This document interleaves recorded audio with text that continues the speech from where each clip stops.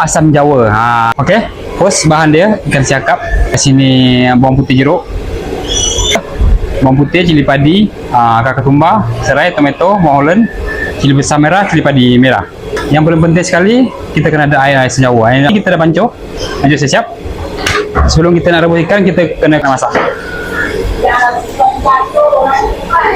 Dan jom kita rebus. Bila steam, dia akan rebus. Sebab apa? Sebab rebus dia lagi cepat. Bila air kita dah mendidih, baru kita masukkan ikan. Dan kita masukkan sebatang serai. Okey guys, sambil tunggu ikan kita masak, kita nak cuba bahan ni. Cili besar, boleh taruh lebih. Ini bawang putih. Ni bahan ni kita cuba. Okey, masuk dalam cuba. Kemudian bawang putih jeruk. 2 labu Okey guys, ni bahannya kita dah cuba. Kemudian kita campur sekali dengan ni air bawang putih jeruk. Kemudian kita masukkan sekali dengan air asam Jawa. Kemudian kita gaul dulu. Rasa dia.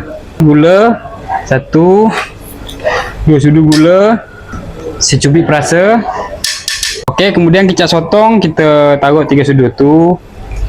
2, 3. Dan kita perahkan sedikit limau nipis. Okey, kita gaul sekejap. Potong ladu, bawang holland. Bila ikan kita dah masak, baru kita masukkan ni. Angkat.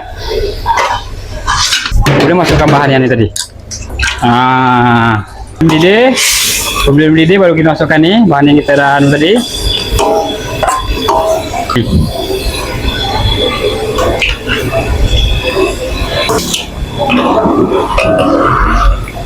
Okey, kita tunggu sekejap lagi. Bagi dia sebati dengan ikan tu Kita rekan ni guys. Okey. Akhir sekali kita taburkan daun ketumbar. Kita hidang guys.